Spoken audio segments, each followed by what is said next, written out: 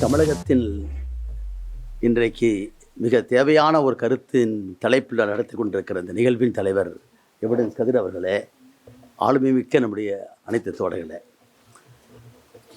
ஒரு பாட்டு ஒன்று கடந்த ஒரு மாத காலமாக உலுக்கிட்டு இருக்கிறேன் வைரலாக. காலை கனவிலில் காதலித்தேன், காலை விடிந்ததும் கணவனை காதல் இல்லை. இந்த காதலை எப்படி தடுக்க முடியும்? காதலை ஒரு நேச்சுரல் இன்ஸ்டிங்க்ட் என்று சொல்கிறார்கள், இயற்கையான உணர்வு. ஒரு ஆணும் பெண்ணும் சந்திக்கிற போது அவர்கள் நட்பு கொள்வதும் காதல் கொள்வதும், காதல் கொண்ட பின்னால் காதலித்து திருமணம் செய்தாலும் பிறகு பிரிந்து கொள்வதும் எல்லாமே இன்றைக்கு இயற்கையான ஒன்று. நாம் எங்கெங்கேயோ போய் தேடவெல்லாம் வேண்டாம். நான் வழக்கறிஞராக ஒரு 40 ஆண்டு காலம் பணிபுரிந்து வருகிறேன். 45 ஆண்டுகள் பணிபுரிகிறேன். கம்யூனிஸ்ட் கட்சியில் முடிநேர ஊழியராக பணியாற்றியவன் நான். ஆனால் மேலவளவு கிராமத்திலே ஒரு தலித்துடைய வழக்கை எடுத்த போதுதான் கம்யூனிஸ்டாகிய எனக்கே ஒரு தலித்துடைய வழியை புரிந்தது என்பதை இடத்துல பதிய வைத்திருக்கிறேன். அதுக்கெல்லாம் நம்ம தோழர் மணி அவர் இருக்கிறாருங்கல்ல, ஒரு மனிதன், அவர் இன்னைக்கு இருக்கிறார் தோழர் வழக்கறிஞர் ரத்தினம் என்று இருக்கிறார். 23 ஆண்டுகளுக்கு முன்னால் அந்த வழக்கை எடுத்து நடத்தி விசாரணை நீதிமன்றத்தில் மட்டுமல்ல, உச்ச நீதிமன்றைக்கும் இன்றைக்கு பெற்றிருக்கிற வெற்றிக்கு காரணமானவரே அந்த தோழர் ரத்தனமும் அவரை சார்ந்திருக்கிற நக்கீரன் பத்திரிகையும் விசிகேவுடைய அமைப்பை போன்றிருக்கிறவர்கள் தான். நான் தொடர்ந்து பயணித்து வந்திருக்கிறேன். நம்ம தோழர் மணி அவர்கள் கூட இருக்கிறார். இப்போ தீண்டாமை ஒழிப்பு முன்னணி எங்களோடு இருக்கிறது. நான் சமீபத்தில் ஒவ்வொரு நீதிமன்றத்திலும் சண்டை போராடுவேன். நான் கோகுல்ராஜ் வழக்கில் 42 சாட்சிகள் விசாரிக்கப்பட்ட பின்னால் எல்லா சாட்சிகளும் பிறந்து போய், சுவாதியும் பிறந்து போய், சித்ரா அவர்கள் என்னை மீண்டும் போட வேண்டும் என்று கேட்டு போராடி நான் அங்கே உட்கார்ந்தேன். நீதிபதி அந்த வழக்கில் குற்றச்சாட்டை எழுதுகிறார். யார்? மாவட்ட நீதிபதி. பழங்குடியை சார்ந்திருக்கிறார். அவர் போட்ட வார்த்தை சார்ஜ் இல்லை, பழங்குடி இனத்தை சார்ந்திருக்கிற கோகுல்ராஜ் வார்த்தையை பார்த்தேன். பழங்குடி என்பது வேறு, பட்டியலினத்து என்பது வேறு. ஆர்டிகல் 341 342 டிஃபைன் பண்ணுறான். பழங்குடியினுடைய கலாச்சாரம், பண்பாடு, தொன்மை என்பது வேறு, பட்டியலினத்தை சார்ந்த என்பதுடைய தொன்மை என்பது வேறு. ஆனால் ஒரு மாவட்ட நீதிபதிக்கு இதை தெரியல. இதை கேட்டதுக்காக தான் என்ன பண்ணார், என் பெட்டிஷனை டிஸ்மிஸ் பண்ணார். நான் சொன்னேன், இந்த நீதிமன்றத்திற்கு ஒரு குற்றவியல் நடைமுறைய அடிப்படையே தெரியாத காரணத்தினால் இந்த இடத்துல எந்த பயனும் கிடையாதுன்னு சொல்லிட்டு தூக்கி போட்டுட்டு வந்தங்காட்டி தான் மதுரை கொண்டு நடத்தினான் கேசர். இப்போ சமீபத்தில் ஒரு வாய்ப்பு கிடைத்தது. கடந்த 27ஆம் தேதி கவின் கொலை செய்யப்படுகிறார். 26ஆம் தேதி போன மாதத்தில் 7வது எனக்கு ஒரு வாய்ப்பு கிடைத்தது. தமிழ்நாட்டில் இருக்கக்கூடிய 38 மாவட்ட SC/ST நீதிபதிகளுக்கும் அரசு வழக்கறிஞர்களுக்கும் நீங்கள் கிளாஸ் எடுக்குன்னு சொல்லி ஒரு ஹைகோர்ட் நீதிபதி எனக்கு கூப்பிட்டாரு. எனக்கு நான் சொன்னேன், நான் சண்டை போட்டுக்கிறவன் எப்பயுமே, அவங்களுக்கு எப்படி நீங்கள் எனக்கு வகுப்பிடிக்க சொன்னார். நீங்கள் தான் எடுக்கணும் நீங்கள், ஏன்னா இதை பற்றி அடிப்படையே தெரியாமல் இருக்கான்னு சொன்னார். அப்புறம் okay, I agree with that. I can share my experience, not the knowledge. ஏன்னா நாம் பெரிய ஆளுன்னு சொன்னால் தப்பாக போயிருக்கோம். I can share my knowledge. அந்த நிகழ்விலே ஏறக்குறைய 3.5 மணி நேரம் நான் வகுப்படுத்தேன். நான் எந்த இடத்துலையுமே ஒரு பொது உடைமை கம்யூனிஸ்டாகத்தான் நிற்பேன் என்பதை அந்த இடத்துல பதிவு செய்ய விரும்பினேன். அது இஸ்லாமிய மக்களுக்கு போராடுவதாகட்டும், நக்கீரன் கோபாலுக்கு போராடுவதாகட்டும், மலை மக்களுக்கு போராடுவதாகட்டும், இந்த கோகுல்ராஜ் வழக்கிலோ அல்லது வர்ஷிப்ரியா வழக்கிலோ, இப்போ கவினுடைய வீட்டுக்கு நேற்று தான் போயிட்டு வந்தப்போ வழக்கிலாட்டும் எனக்கு கற்றுக் கொடுத்துருக்கிற பாடமும் அதோடு சேர்ந்து இந்த வழக்குகளில் மேலவளவு தொடங்கி, சின்னகரம்பட்டி தொடங்கி, தமைந்தியை தொடங்கி நான் எடுத்திருக்கிற வழக்குகளை கற்றுக் கொடுத்துருக்கிற பாடத்தின் அடிப்படையில் நீதிமன்றத்தில் பேசியதையும் அப்படியே பேசினாங்க. என்ன பேசினேன்னா, இங்கே அமர்ந்து கொண்டிருக்கக்கூடிய நீதிபதிகளை எல்லாம் பார்த்து கேட்டுக்கொள்வேன். ஒரு 3 புத்தகங்களை முதலில் முறையாக படித்தோம் என்று சொன்னால் இந்த சமூகத்தினுடைய அடிப்படையை புரிந்து கொள்ள முடியும். அதில் மிக முக்கியமான ஒன்று அன்னிகிலேஷன் ஆஃப் காஸ்ட், சாதியை அழித்தொழிப்பது என்று சொல்லி அன்றைக்கு எழுதின கட்டுரை தான் போறாமே இன்றைக்கும் வாழ்ந்து கொண்டிருக்கிற வழிகாட்டியாக இருக்கிறது. நான் எங்கேயும் போய் பார்க்க வேண்டியதில்லை. அடுத்த ஒன்று இவங்க காரல் மார்க்ஸ் ஆகட்டும், அம்பேத்கர் ஆகட்டும், மிகப்பெரிய மேதாவி அம்பேத்கர்லாம். ஆனால் பள்ளிக்கூடத்துக்கு கூட தாண்டாத ஒரு மாமனிதன் பெரியார் எழுதின பெண் ஏன் விடுதலையானது, அந்த 11 தலைப்பை மட்டும் எடுத்து படிக்கணும். அதில் ஒரு கடைசி தலைப்பு ஒன்றும் இல்லை. அந்த கடைசி தலைப்பு என்னவென்றால், அதை முதல் நாம் உள்வாங்கினா போதும். பெண்கள் விடுதலைக்கு ஆண்மை அழிய வேண்டும் எழுதினார் கடைசியாக. இந்த இது நிறைய பிஹெச்டி பண்ணலாம், ஒவ்வொரு தலைப்பும் பிஹெச்டி பண்ணணும். இந்த மனிதன் 1928 எப்படி சிந்திச்சாரு நமக்கு தெரியல. இப்போ சாதாரண விஷயம் இல்லை. அடுத்தபடியாக நீங்கள் படிக்க வேண்டிய விஷயம் ஏங்கல்ஸ் எழுதியிருக்கக்கூடிய அரசு, குடும்பம், தனிச்சொத்துரிமை. இந்த 3 புத்தகத்தை படித்தோம் என்று சொன்னால் சமூகத்திலே பெண் என்பவள் எப்படி அடிமையாக்கப்பட்டாள் என்பதை வரலாற்று ரீதியாக ஆதாரப்பூர்வமாக ஆற்றியிருக்கிறார்கள். அதில் நாமெல்லாம் பேசுகிறோம் அரசாங்கம்லாம். எந்த அரசாங்கம் இங்கே இருக்குது? அரசாங்கம் என்பது வேறு, அரசு என்பது வேறு. The state is always distinct from the government. Government is elected by the people once in 5 years. 5 ஆண்டுக்கு ஒரு முறை தான் அந்த அரசாங்கம் வரும். State is a creation of state இருக்கிறார். அந்த அரசை தான் நீங்கள் அங்கே படிக்கணும், ஏங்கல்ஸ்ட்டை படிக்கணும். அரசு இப்போ தோன்றுறது அல்ல, இப்போ தோன்றுற அரசெல்லாம் கிடையாது. இது எப்போது தோன்றியது என்பது அதை படித்தோம் என்று சொன்னால், என்றைக்கு சொத்துரிமை தோன்றியதோ, என்றைக்கு ஆதிக்கம் தோன்றியதோ, அதில் முதல் படிதான் பெண்ணடிமைத்தனம் என்பதை வரலாறு உணர்த்தி கொண்டிருக்கிறது. இங்கே மட்டும் ஆணர்கள் கிடையாது, உலகம் பூரா இருக்கிறது, தெற்காசியாவில் இருக்கிறது, மெடிட்டேரியன் சீஸில் பூரா இருக்குது. எனக்கு முன்னால் பேச அர்த்தமாக சொன்னாங்க, நம்ம கையில் சொன்னாங்க, உலகம் பூரா இருக்க ஆணர்கள் இருக்குது. அது பல ரூபத்தில் இருக்கும். போனால் ஆனால் இந்தியாவில் மட்டும்தான் பார்த்தால் தீட்டு, தொட்டால் தீட்டு என்ற கொடுமை உலகத்தின் எந்த மூலையிலுமே கிடையாது. அதை கொலம்பியா பல்கலைக்கழகத்தில் 2ஆம் ஆண்டு படிக்கிறார் அம்பேத்கர். ஒரு எட்வர்ட்ஸ்ன்னு சொல்லக்கூடிய மிகப்பெரிய ரிசர்ச் ஸ்காலர் இந்தியாவுடைய சாதியை பற்றி பேச போகிறாரு. எந்திரிச்சு அப்போஸ் பண்ணுறாரு வந்து அம்பேத்கர். அப்போ பல பேர் கொதிக்கிறான், ஏப்பா நீ இந்தியாவிலேருந்து முறையாக வந்தால் இங்கேயும் எதுக்குறேன்னாரு. எனக்கு ஒரு 6 மாத காலம் அவகாசம் கொடுங்கள், அவர் புத்தகத்துக்கு எதிராக சொல்லி ஹூ ஆர் அன்டச்சபிள்ஸ், தாழ்த்தப்பட்டோர் யாருன்னு சொல்லக்கூடிய ஆய்வு கட்டுரை எழுதினாரே, அது லண்டன் மாநகரத்தில் பாடப்பத்தம் வச்சுக்கிறான். அன்றைக்கி போகிறான், சாதாரண விஷயம் இல்லை. அப்படியே ஆய்வு பண்ணுறார். எப்படான் டெப்ரஸ்டு கிளாஸ் வச்சார், எப்படி வந்தது என்பதை படிக்கிறார். நான் இதெல்லாம் சொல்ல, எனக்கு பின்னால் நிறைய பேர் பேசியிருக்கிறார்கள். அம்பேத்கருடைய அந்த ஆய்வுரையிலே சாதியத்தினுடைய 3 நிலைகளை பற்றி சொல்கிறார். அது ஒன்றில் மிக முக்கியமானது அகமண முறை, சொந்த சாதிக்குள்ளே திருமணம் செய்து கொள்ளுதல். இதுதான் இன்றைக்கும் கட்டி வைத்திருக்கிறது. நாசாவிலே வேலை பார்க்கிறவனாக இருக்கலாம், இஸ்ரேலுக்கு போனவனாக இருக்கலாம், அவன் பத்திரிகையில் விளம்பரம் போடும்போது இந்து நாடாருக்கு இந்து நாடார் புள்ளதான் வேணும் பொட்டு பத்தி விளம்பரம் போடுறான். எங்காரு நாசாவில் உட்காந்து கொண்டு 31 விழுக்காடு. சாதி அற்புதமாக சொல்லுவார் தொடர், மணி அவர்கள் சொல்லுவார். தொடர்றது இந்த மூளைக்கு இப்போ சுற்றி அழுக்க கட்டி வச்சு எப்படி இருக்கு, அதான் சாதிப்பார். அதைத்தான் அம்பேத்கர் சொல்கிறாரு. அது ஒரு நோய் நெறி. கோல்ராஜ் வழக்கிலே தண்டனை அவன் குற்றவாளி என்று தீர்மானித்து விட்டார்கள். 3 நாள் கழித்து தான் தண்டனை கொடுக்கணும். நான் அங்கே பவானிலேருந்து வருவேன், எப்பயுமே அங்கேருந்து ஒரு காரை தூக்கிட்டு வருவேன், வழியில் ஒரு தடவை கொடுத்து சாப்பிடுவேன். ஹோட்டலில் உட்காந்து சாப்பிட்டுருக்கிறேன். 2 சர்வர் வர்றான், அவர் 2 பேருமே சர்வராக இருக்கிறவன். ஹோட்டலில் படம்லாம் வந்துட்டு சில உடனே சார் நீங்கள் தான் பாப்பா போகலாம், ஒன்றே ஒன்று தான் கேட்குறீங்கய்யா, எனக்கு வயசு 45 ஆச்சு, 45 வயசாகி கல்யாணம் ஆகினாங்கிறான். ஏயான்னு கேட்டால் நான் நினச்சேன் எம்புத்தி என்னாச்சு, அப்படியா பண்ணீங்கன்னா 40 எத்தனை பேர் 25,000 பேர் சொல்கிறான். சங்கம் எங்கேங்கிறேன் நான், எம்புத்தி எனக்கு தெரிஞ்ச புத்தி. அவன் சொன்னால் எங்கள் சாதி பிள்ளைய போகிறாமே இவனுக்கு கல்யாணம் பண்ணிட்டு காதல் பண்ணி கூட்டிகிட்டு போயிடறாங்கண்ணா. அப்போ தான் புத்தி வச்சு எனக்கு. எப்போ அதுக்கு 100 கிலோமீட்டர் பேச போகிறேன் நான். அவன் யாருன்னா யுவராஜ சாதியை சார்ந்தவன். அவங்க பிள்ளையெல்லாம் கூட்டிகிட்டு போயிட்டாங்களாமா. எங்கள் ஏரியாவில் கொஞ்சம் கொங்குல வந்து இப்போ தெரியும், பெண்களுக்கு கொஞ்சம் கம்மி தான், அவங்களுக்கு கிடைக்கிறது இல்லை வந்து. ஆனாலும் கூட சொன்னான். இது நான் சொல்ல உண்மையாக சொல்கிறேன், இது எப்படி உருவாகின்னு சொல்ல வரேன். ஒரு பெருமை அல்ல, ஒரு வழக்கில் வெற்றி பெற்று இருக்கிறது பெருமை அல்ல. நமக்கு தெரியும் என்னான்ட்டு வந்து. நான் உடனே நீதிமன்றத்துக்கு போகிறேன். சித்ரா அந்த அம்மாவை கேட்குறாங்க, எப்பயுமே கேட்கணும் 235/2 கேட்கணும்.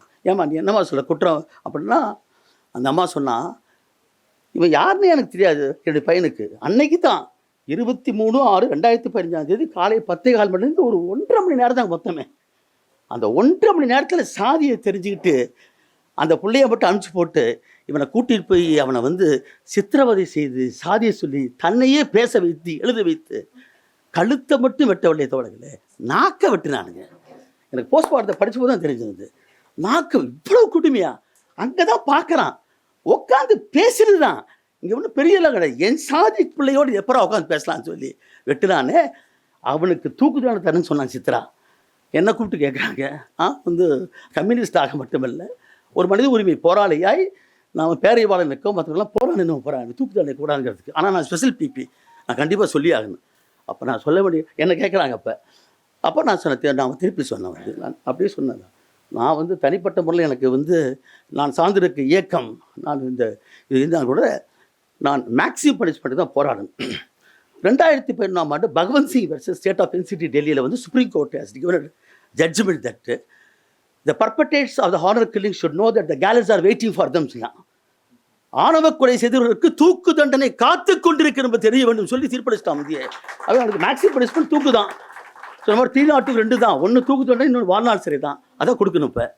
அப்போ நான் என்ன பேசுனேன், அப்போ இங்கே வந்து அப்படியே பெரிய கூட்டம் வந்துருச்சு அன்றைக்கி வந்து பெரிய எல்லாம் மெட்ராஸ் ஹைகோர்ட்லேருந்து மற்ற எல்லாம் வந்துட்டாங்க ஸ்டூடெண்ட்ஸ் எல்லாம். அவங்க வந்து என்ன பேசுகிறது, அம்பேத்கர் ஒரு மாமனிதன் பேசிய பேச்சு தான் இந்த இடத்துல பதிய வைக்கின்றன. நம்மளை சுற்றிலும் இருக்கிற வேலிகளை உடைக்கலாம், நம்மளை சுற்றிலும் இருக்கக்கூடிய தடைகளை சுவர்களை உடைக்கலாம், ஆனால் நம்மோர் கட்டப்பட்டிருக்கிற கற்பிதம் இருக்கிறது, த மென்டல் ஆட்டிடியூட், அந்த கற்பிதத்தை உடைக்க வேண்டும். அது என்ன, சாதி என்பது நோயினார். இந்த நோயை பொருட்படுத்தினா the cultivation of the mind is the object of the human கைண்ட்னு சொன்னால் மனித மனத்தை பண்படுத்துவது என்பதுதான் தேவை. எனக்கு தேவை யுவராஜ் என்பவன் தூக்கில் போட்டால் தியாகி ஆயிடுவான், நாளைக்கு இன்னொரு யுவராஜ் உருவாகக்கூடாதுதான் என்னுடைய கொள்கை. ஆகவே சாகிற வரை இவன் சிறைக்குள்ளே அடைந்து கொண்டே இந்த சமத்துவ சமுதாயம் உருவாக பார்க்கணும்னு சொன்னேன். என்ன நினச்சான்னு அதே மாதிரி கொடுத்தாருங்க. அதுக்கு முன்னால் இந்தியாவில் எந்த கோர்ட்டையுமே ட்ரையல் கோர்ட் கொடுக்க முடியாதான் பாரு. அந்த அதிகாரம் இவருக்கு ஸ்ரீகரன் கேஸில் வந்துருக்கு, ஸ்ரீகரன் கேஸில் வந்துருக்கு. அது ஹைகோர்ட்லேயும் வந்து நின்றுச்சு. உங்களுக்கு தெரிஞ்சுக்கு நான் சொல்கிறது காரணம்னா, எங்கிருந்து தொடங்குவதை பற்றி நிறைய பேர் பேசுனாங்க. அரசு என்ற எந்திரம், நான் கம்யூனிஸ்ட் கட்சியை சார்ந்திருந்தாலும் கூட சொல்கிறேன், தமிழ்நாட்டில் கம்யூனிஸ்ட் கட்சியே ஆட்சிக்கு வந்தாலும் கூட தடை சட்டம் போட்டாலும் இந்த ஆணவ கொலை தடுப்பது சாதாரண காரியமெல்லாம் கிடையாது. ஏன் வேடனுக்கு வந்து கேரளாவில் அவ்வளோ பெரிய பேர், கேரளாவிலும் அங்கே சாதியை மிதிக்கிறது என்பதற்கு காரணம் தான் வேடனுடைய குரல் ஓங்கி ஒழிக்கிறது. அங்கப்பா சாதாரணமான விஷயம்லாம் கிடையாது. அப்போ அருமையாக சொன்னார், பெரியார் சொன்னார், பாருங்க நீங்கள் போய் பாரு, கடலுக்கு போய் பாருங்கள், அந்த பெரிய தடி வச்சு நிற்பார், அது கீழே ஒரு வாசகம் இருக்குது, தீண்டாமையை காட்டிலும் கொடியது பெண்ணடிமை தரமின் வெய்யோ, இது உறுதிப்படுத்திருக்கார் பெரியார். அதைத்தான் அம்பேத்கர் சொன்னார். ஸோ சமத்துவத்தினுடைய முதல் படி என்று சொன்னால் அகமண முறையை ஒழித்தல், பிறப்பால் ஏற்றத்தாழ்வை பார்த்து தொழில் நிலைத்தல். மூன்றாவது தான் மிக முக்கியமான சொன்னாங்க, ராமாயணம், மகாபாரதம், புரஸ்தானங்கள், ஜாதகம், சரிதம் எல்லாமே சேர்ந்திருக்கிற விஷயம். இந்த மூன்றை ஒழிக்காமல் சாதியம் ஒழியாது. 2000 ஆண்டு காலமாய் ஊரென்றும் சேரின்றும் பிரித்து வைத்திருக்கிற கொடுமை கொண்டிருக்கிற வர்ணாசிரம கட்டமைப்பை உடைக்க வேண்டும் என்று சொன்னால் அது சாதாரண ஒரு சட்டத்தில் முடியாது. ஏன் சட்டம் கேட்குற இதை பல பேருக்கு ஏன் ஸ்பெஷல் இதுன்னு கேட்குறீங்க. ஐபிஎஸ்சில் வந்து 299 to 300 மொத்தம் culpable homicide amounting to murder, culpable homicide not amount to murder, இதான் பாயிண்ட். எப்பயுமே ஒரு நீதிமன்றம் வந்து இது கொலை குற்றம் என்று முடிவு செய்தால் 2 தண்டனை தான். அப்போ ஏன் வந்து அந்த தண்டனை இருக்கிற போது சிறப்பு சட்டம் வேண்டும் என்ற கேள்வி என்பது நியாயமான கேள்வி எல்லாத்துக்கும். ஏன் வேண்டுமென்றால் அரசியல் சாசனத்தில் அம்பேத்கர் எளிதாக சொல்லிட்டு போயிட்டார். சாதாரண விஷயம்லாம் கிடையாது. யூனிவர்சல் ஃப்ரான்ச்சைஸ் அமெரிக்காவிலே கிடைக்கல, இந்தியாவில் கிடைச்சிருச்சு. எப்படி வயது வந்த ஆணுக்கும் பெண்ணுக்கும் 21 வயது சொன்னால் அனைவருக்கும் ஓட்டுரிமை உண்டுன்னு சொல்ற மாபெரும் நாடு இந்திய நாடு கொடுத்தவர் அம்பேத்கர் அந்த பதிவு வைக்க விரும்புகிறேன். சட்டத்திற்கு அனைவரும் சமம், அனைவருக்கும் சம வாய்ப்பு. Article 15 no discrimination on the basis of caste, creed, sex, religion and place of birth என்றான். எல்லாவற்றை காட்டிலும் தீண்டாமை ஒழிக்கப்பட்டு விட்டதுன்னு போட்டான். என்ன சாதாரண வார்த்தையா இருக்குது, ஒழிக்கப்பட்டு விட்டு எப்படி சொன்னார் அவர், அது சாதாரண வார்த்தை இல்லை. இந்த 3 இன்டர்பிளே தாங்க. ஆர்டிகல் 14, 15, 17, 21 என்ன அதில் வருது, வார்த்தையை போடுமா, ஈக்குவாலிட்டி, லிபர்ட்டிங்கிறான். லிபர்ட்டிங்கிற வார்த்தைக்கு அர்த்தம் என்ன, சுதந்திரம் என்ற வார்த்தைக்கு அர்த்தம் என்ன, ஒரு பெண் தன்னுடைய உடம்பு என்பது it's a domain of her, it's a prerogative of the lady. ஒரு பெண்ணுடைய உரிமை அவருடைய உடல். ஆனால் அந்த பெண்ணை தான் விரும்புகிற உரிமையை தேர்ந்தெடுக்கிற அதிகாரத்தை கொடுக்காத போது அங்குதான் தொடங்குகிறது அடிமைத்தனம் என்பது. இதை பற்றி எங்கேயோ போக வேண்டாம், 2 கேஸை மட்டும் சொல்லி நான் வந்து பிடிக்க ஆசைப்படுகிறேன். சரிதா உடைய வழக்கை பற்றி கேள்விப்பட்டிருப்பீங்க. சரிதா வழக்கில் வந்து தீர்ப்பு என்ன செய்யுமா, கணவன் கூப்பிட்றாரு, அவர் மெயின்டெனன்ஸ் கேட்குறான், சேர்ந்து வாழுங்கிறான். சேர்ந்து வாழுன்னு கேட்கறது உரிமை உண்டு என்று இந்த சரிதா வழக்கில் வந்திருக்கிற தீர்ப்பில் திருப்பி அடித்தான். ஜட்ஜை வந்து அடித்தான். நீ அப்படி கூப்பிட முடியாது, ஏன்னா அப்படி தனி உரிமைன்னு சொன்னான். அதே மாதிரி குஷ்பு அந்த மாதிரி இப்போ எங்கேயோ போய் சாக்கடை விழுந்துட்டாங்க. ஆனால் குஷ்பு போட்ட வழக்கு 2010 உங்களுக்கு எல்லாம் தெரிஞ்சிருக்கும். திருமணம் ஆனாலும் ஆகாவிட்டாலும் நான் உறவுகள் பற்றி என்னுடைய உரிமைன்னு சொன்னாங்க. செருப்படுத்து காமிச்சாரோ கட்சிக்காரர் 1 ரூபாய் 100 கேஸ் போட்டாங்க. சுப்ரீம் கோர்ட் சொன்னது திருமணம் ஆகாமலும் வாழ்வதற்கு இந்தியாவில் உரிமை உண்டு என்று சொல்லி திருப்பளித்த நாடு இது குஷ்பு நாட்டில். அதில் போட்டான் திருமணம் ஆகாமல் இருந்தாலும் கூட வயது வந்த ஆணும் பெண்ணும் சேர்ந்து வாழ்வது என்பது அடிப்படை இஸ் ரைட் ஆஃப் பிரைவசி என்று சொன்னான். அம்பேத்கர் கோட் பண்ணான். அப்போ நான் ஏன் கேட்குறேன்னா, சதி எப்படி உடைஞ்சு, சதி எப்படி இருந்துச்சு? திருமணத்தில் கணவன் இறந்து போனால் உடனே தீர போட்டு சொன்னானே, இன்னைக்கு அது உண்டா? சதி என்ற சட்டத்தினால் வந்தது, வரதட்சணை கொடுமை என்ற சட்டத்தினால் வந்தது, போக்சோ என்ற சட்டத்தினால் ஒழிக்கப்படுகிறது, போஸ் ஆக்ட் வந்துச்சு. அதே போல ஒரு பெண் அவள் இன்றைக்கு சமத்துவத்துடைய முதல் படியே காதல் திருமணம்தான். அந்த காதலை தடுப்பது எதுவாக இருந்தாலும் சரி, அதை எதிர்க்க வேண்டிய கடமை அரசியல் சாசனத்தில் மேற்கொண்டு அத்தனை பேருக்கு உண்டு. இந்த caste crimes are hate crimes சொல்கிறாங்க சுப்ரீம் கோர்ட். ஒருத்தர் பேசுகிறார், ஹரிநாராயணன் ஒருத்தர் பேசுகிறார், நீ பேசாமல் உங்கள் ஜாதிக்கார பிள்ளைக்கு வந்து உயிரோடு வந்து கேட்குறான். அந்த பேசின அன்றைக்கே தமிழக அரசு வழக்கு போட்டிருந்தால் இது சமூக நீதி அரசாங்கம் நான் ஒப்புக்கொண்டிருப்பேன். ஆனால் நீ போட மறுக்கிறேன். கோயம்புத்தூரில் 1000 பெண்களை கூட்டி வச்சு கும்மி அடிச்சுட்டு, முருகன் பேரில் கும்மி அடித்து சாதியின் பேரில் சொந்த சாதிக்கார கல்யாணம் பண்ண சொல்கிறான். இந்த அரசை ஏன் தடுக்கவில்லை? இதுவே ப்ரிவென்டிவ் ஆக்ட் தான். SC/ST ஆக்ட் வந்து இட்ஸ் எ ப்ரிவென்டிவ் ஆக்ட், வருமுன் காக்கக்கூடிய ஒன்று. ஆகவே நம்முடைய அறிவியல் தோழர் நம்முடைய வந்து ஏற்கனவே 2012ஆம் ஆண்டு அந்த சட்ட தொகுப்பு வந்தது. அது ப்ரொஹிபிஷன் ஆஃப் இன்டர்ஃபரன்ஸ் இந்த மேரேஜ் ஃப்ரீடம் என்கிற சட்டம் வந்தது. அதை இன்றைக்கு 2022ஆம் ஆண்டாக அறிவியல் தோழர் எட்வின் கதிரவர்கள் ஏறக்குறைய 17 மாநிலங்களுக்கு போயிருக்கீங்க போகிறான். தோழர் து. ராஜா, யெச்சூரி போன்றவரெலாம் சந்தித்தார். நான் அப்போ பேசின போகிறாமே 22 மாநிலங்களுக்கு மேலே போய் ஒப்புதல் வாங்கியிருக்காரு. நீ கூட எங்கேயோ போய் அணுகணும் இல்லை. இது கன்கரண்ட் லிஸ்ட் இருக்குது. Union list, concurrent list, state list. So ஸ்டேட்டுக்கு அதிகாரம் உண்டுங்கிறதுக்கு ராஜஸ்தான் பண்ணியாச்சு. சமூக நீதி பேசக்கூடிய ஆட்சி சத்தியமே கிடையாது. நாங்கள் சந்திப்போம். எங்கள் தோழர் பழனிசாமி சண்முகம் பேசினார் கட்சி மாநாட்டில், உங்களுக்காக நான் நிற்போம், ஆனால் அதற்காக உழைக்கிற பக்கத்தில் கை வைத்தால் நிச்சயமாக விமர்சிப்போம் என்று பேசுகிறேன். நான் பார்த்தேன். அதே போலவே தேசிய கல்விக் கொள்கைக்கு எதிராக ஒரு புதிய கல்விக் கொள்கையை போடுறீங்கல்ல, போட்டீங்களே நீ இப்போ, அதில் எனக்கு விமர்சனம் உண்டு. அது வேறு விஷயம். இறையாண்மைக்கு எதிராக நீங்கள் ஆளுநர் மேலே ஒரு கேஸ் போட்டீங்கல்ல, நான் பாராட்டுறேன். நான் உரிமைக்காக போராட்டங்கள்ல பாராட்டுறேன். அதே போலவே தான் கன்கரண்ட் லிஸ்ட் பிரகாரம் இந்த மாநில அரசாங்கத்துக்கு உண்டு. இது எங்கேயோ செய்யாதீங்க. மார்க்சிஸ்ட் கட்சியுடைய தோழர் வரதராஜன் தனிநபர் மசோதா கொடுத்துருக்காரு 10 வருஷத்துக்கு முன்னால். உண்டு. இன்னைக்கு உங்களுக்கு கையில் வந்து எல்லாத்தையும் உருவாக்கி கொடுத்தாச்சு போறாமே. இதில் எந்த தடையும் கிடையாது. வாக்கு வங்கி அரசியலாம் கிடையவே கிடையாது. சமூக நீதியினுடைய கோட்பாடே சாதி ஒழிப்பு தான். வரச்சக்கரவர்த்தி ஒருத்தர் சொல்கிறார், ஜெகர் சொல்கிறார், caste-less society is a society that Indian constitution வான்ஸ்கிறார். நீ எதை கேட்கிறாயோ அது சாதியற்ற சமூகம், சாதி இருக்கிற சமூகம் காட்டு ஊராடி சமூகம் சொல்லி நீதிபதி சொல்கிறாரு. ஏன் இந்த அரசாங்கம் இதை செய்யக்கூடாது? செய்யும் என்று சொன்னால் உங்களோடு என்றைக்கும் நான் நிற்போம். ஏன்னா இந்தியாவில் திமுக அரசு நின்று கொண்டிருப்பது சமூக நீதிக்காத சத்தியமே கிடையாது. அதே சமயத்தில் இதை மறுப்பது என்பது உங்களுக்கு தாங்கள் வைத்துக் கொள்ளக்கூடிய கொல்லி என்று சொல்லிக்கொண்டு அதை கொண்டு வருவதில்லை, நாங்கள் போராடுவோம் என்று சொல்லிக்கொண்டு ஒரே ஒரு சொல்லிடுறேன். 1 மணி நேரத்துக்கு பற்றி ஃபோன் பண்ணாங்க எனக்கு. யாருன்னா அவினாசியில் வந்து உங்களுக்குலாம் தெரியும், ரதனியாங்கிற பொண்ணு வந்து இறந்து போன தெரியும். நான் எல்லா இடத்தையும் சொல்கிறது தான். ஏன்டா வரமாட்டேன்? அந்த கோகுல்ராஜுடைய இதில் சுவாதி வந்து நீதிமன்றத்தில் மாறி போனான். அந்த பொண்ணையும் நான் கிராஸ் பண்ணேன். இந்த பொண்ணு போகாதபடியே மாறி போயிட்டான். ஆனால் எங்கே நிற்கணும்? ரிதனியா வழக்கு எடுத்து பாருங்க.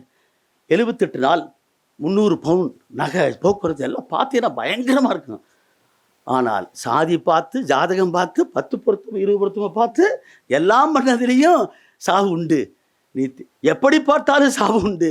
ஆனால் இதை உடைப்பதற்கு யார் முடியும்? கௌசல்யாவை போன்றிருக்கிற போராளிகள் மீண்டும் வந்திருக்காங்க பார்த்தீங்களா? அதுதான் முக்கியம். அதை உருவாக்குவதற்கு இடதுசாரிகள், திராவிட இயக்கங்கள், தமிழ் தேசிய இயக்கங்கள் நின்றால் தமிழ்நாட்டில் இந்த ஆட்சி கண்டிப்பாக கொண்டு வந்து ஆக வேண்டும் என்ற முறையிலே இன்றைக்கு இந்த முயற்சிக்கு நாங்கள் பாராட்டுகிறோம்.